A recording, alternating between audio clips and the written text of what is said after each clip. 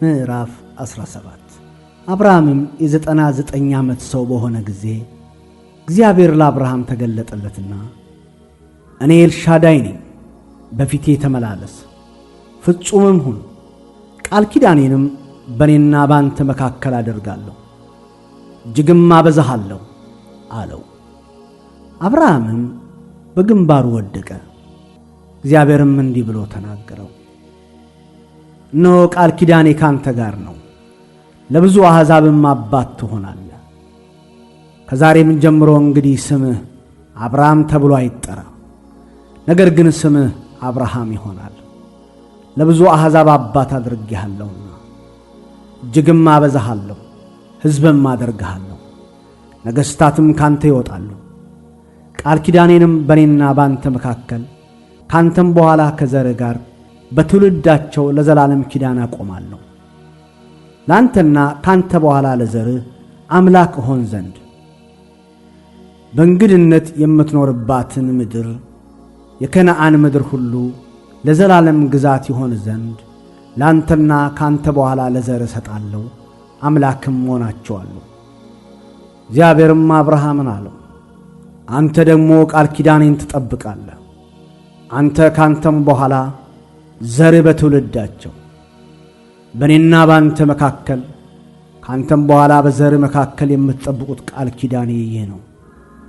ከእናንተ ወንድ ሁሉ ይገረዝ፣ የቁልፈታችሁንም ሥጋ ትገረዛላችሁ።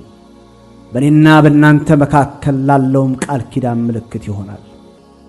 የ8 ቀን ልጅ ይገረዝ፣ በቤት የተወለደ ወይም ከዘራችሁ ያይደለ በብርም ከእንግዳ ሰው የተገዛ ወንድ ሁሉ በትውልዳችሁ ይገረዝ። በቤትህ የተወለደ በብርህም የተገዛ ፈጽሞ ይገረዝ። ቃል ኪዳኔም በሥጋችሁ የዘላለም ቃል ኪዳን ይሆናል። የቁልፈቱን ሥጋ ያልተገረዘ ቁላፍ ሰው ሁሉ ያቺ ነፍስ ከወገኗ ተለይታ ትጥፋ፣ ቃል ኪዳኔን አፍርሳለችና። እግዚአብሔርም አብርሃምን አለው፣ የሚስትህን የሶራን ስም ሶራ ብላ አትጥራ፣ ስሟ ሳራ ይሆናል እንጂ። እባርካታለሁ፣ ደግሞም ከእርሷ ልጅ እሰጥሃለሁ፣ እባርካትም አለው፣ የአሕዛብም እናት ትሆናለች። የአሕዛብ ነገሥታት ከእርሷ ይወጣሉ። አብርሃምም በግንባር ወደቀ፣ ሳቅም፣ በልቡም አለ፣ የ100 ዓመት ሰው በውኑ ልጅ ይወልዳልን? 90 ዓመት የሆናትም ሳራ ትወልዳለችን? አብርሃምም እግዚአብሔርን እስማኤል በፊት ቢኖር በወደደው ነበር አለው። እግዚአብሔርም አለ፣ በእውነት ሚስት ሳራ ወንድ ልጅን ትወልድልሃለች፣ ስሙንም ይስሐቅ ብለህ ትጠራዋለህ። ከእርሱ በኋላ ለዘሩ የዘላለም ቃል ኪዳን እንዲሆን ቃል ኪዳኔን ከእርሱ ጋር አቆማለሁ። ስለ እስማኤልም ሰምቼሃለሁ፣ እነሆ ባርኬዋለሁ፣ ፍሬያማም አደርገዋለሁ፣ እጅግም አበዛዋለሁ። 12 አለቆችንም ይወልዳል፣ ታላቅ ሕዝብም እንዲሆን አደርገዋለሁ። ቃል ኪዳኔን ግን በሚመጣው ዓመት በዚሁ ጊዜ ሳራ ከምትወልድልህ ከይስሐቅ ጋር አቆማለሁ። ንግግሩንም ከእርሱ ጋር በፈጸመ ጊዜ እግዚአብሔር ከአብርሃም ተለይቶ ወጣ። አብርሃምም ልጁን እስማኤልን በቤቱም የተወለዱትን ሁሉ በብሩም የገዛቸውን ሁሉ ከአብርሃም ቤተሰብ ወንዶችንም ሁሉ ወሰደ። የቁልፈታቸውንም ሥጋ እግዚአብሔር እንዳለው በዚያው ቀን ገረዘ። አብርሃምም የቁልፈቱን ሥጋ በተገረዘ ጊዜ የ99 ዓመት ሰው ነበር። ልጁ እስማኤልም የቁልፈቱን ሥጋ በተገረዘ ጊዜ የ13 ዓመት ልጅ ነበር። በዚያው ቀን አብርሃም ተገረዘ፣ ልጁ እስማኤልም። በቤት የተወለዱትና በብር ከእንግዶች የተገዙት የቤቱ ሰዎች ሁሉ ከእርሱ ጋር ተገረዙ። ምዕራፍ 18 በቀትርም ጊዜ እርሱ በድንኳኑ ደጃፍ ተቀምጦ ሳለ እግዚአብሔር በመምሬ የአድባር ዛፍ ተገለጠለት።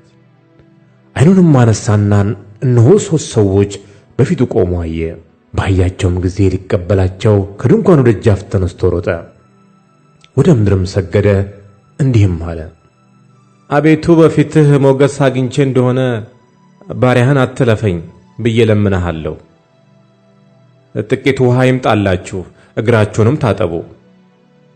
ከዚህችም ዛፍ በታች ረፉ፣ ቁራሽ እንጀራም ላምጣላችሁ፣ ልባችሁንም ደግፉ። ከዚያም በኋላ ትሄዳላችሁ። ስለዚህ ወደ ባሪያችሁ መጥታችኋልና። እነርሱም እንዳልክ አድርግ አሉት። አብርሃምም ወደ ድንኳኑ ወደ ሳራ ዘንድ ፈጥኖ ገባና 3 መስፈሪያ የተሰለቀ ዱቄት ፈጥነሽ አዘጋጂ፣ ለውሽውም እንጎቻም አድርጊ አላት። አብርሃም ወደ ላሞቹ ሮጠ፣ እጅግ የሰባም ታናሽ ጥጃ ያዘና ለብላቴናው ሰጠው። ያዘጋጅም ዘንድ ተቻኰለ። እርጎና ወተትም ያዘጋጀውንም ጥጃ መጣ፣ በፊታቸውም አቀረበው። እነርሱም ከዛፉ በታች በፊታቸው ቆመው ነበር። እነርሱም በሉ። እነርሱም ሚስት ሳራ ወዴት ናት አሉት። እርሱም በድንኳን ውስጥ ናት አላቸው። እርሱም የዛሬ ዓመት እንደ ዛሬው ጊዜ ወደ አንተ በእውነት እመለሳለሁ፣ ሚስት ሳራም ልጅን ታገኛለች አለ። ሳራም በድንኳኑ ደጃፍ በስተኋላ ሳለች ይህንን ሰማች። አብርሃምና ሳራም በዕድሜያቸው ሸምግለው ፈጽመው አርጅተው ነበር። በሴቶች የሚሆነውም ልማድ ከሳራ ተቋርጦ ነበር። ሳራም በልቧ እንዲህ ስትል ሳቀች፣ ካረጀው በኋላ በውኑ ፍትወት ይሆንልኛልን? ጌታዬም ፈጽሞ ሸምግሏል። እግዚአብሔርም አብርሃምን አለው፣ ካረጀው በኋላ በውኑ እወልዳለሁን ስትል ሳራ ለምን ሳቀች?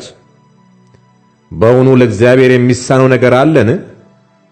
የዛሬ ዓመት እንደ ዛሬው ጊዜ ወደ አንተ እመለሳለሁ፣ ሳራም ልጅን ታገኛለች። ሳራም ስለፈራች አልሳኩም ስትል ካደች። እርሱም አይደለም ሳቅሽ እንጂ አላት።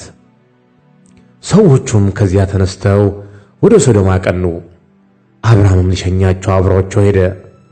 እግዚአብሔርም አለ፣ እኔ የማደርገውን ከአብርሃም ሰውራለሁን? አብርሃም በእውነት ታላቅና ብርቱ ሕዝብ ይሆናልና የምድር አሕዛብም ሁሉ በእርሱ ይባረካሉና ጽድቅንና ፍርድን በማድረግ የእግዚአብሔርን መንገድ ይጠብቁ ዘንድ ልጆቹንና ከእርሱ በኋላ ቤቱን እንዲያዛውቃለሁና። ይህም እግዚአብሔር በአብርሃም ላይ የተናገረውን ነገር ሁሉ ያመጣ ዘንድ ነው። እግዚአብሔርም አለ፣ የሶዶምና የገሞራ ጩኸት እጅግ በዝቶአልና ኃጢአታቸውም እጅግ ከብዳለችና እንግዲህስ ወደ እኔ እንደመጣች እንደ ጩኸቷ አድርገው እንደሆነ ወርጃለሁ፣ እንዲሁም ባይሆን አውቃለሁ። ሰዎቹም ከዚያ ፊታቸውን አቀኑ፣ ወደ ሶዶምም ሄዱ። አብርሃም ግን በእግዚአብሔር ፊት ገና ቆሞ ነበር። አብርሃምም ቀረበ አለም፣ በውኑ ጻድቁን ከኃጢአተኛ ጋር ታጠፋለህን? 50 ጻድቃን በከተማይቱ ውስጥ ቢገኙ በውኑ ሁሉን ታጠፋለህን? ከተማይቱንስ በእርሷ ስለሚገኙ 50 ጻድቃን አትምርምን? ይህ ካንተ ይራቅ። ጻድቁን ከኃጢአተኛ ጋር ትገድል ዘንድ ጻድቁም እንደ ኃጢአተኛ ይሆን ዘንድ እንደዚህ ያለው አድራጎት ካንተ ይራቅ። የምድር ሁሉ ፈራጅ በቅን ፍርድ አይፈርድምን?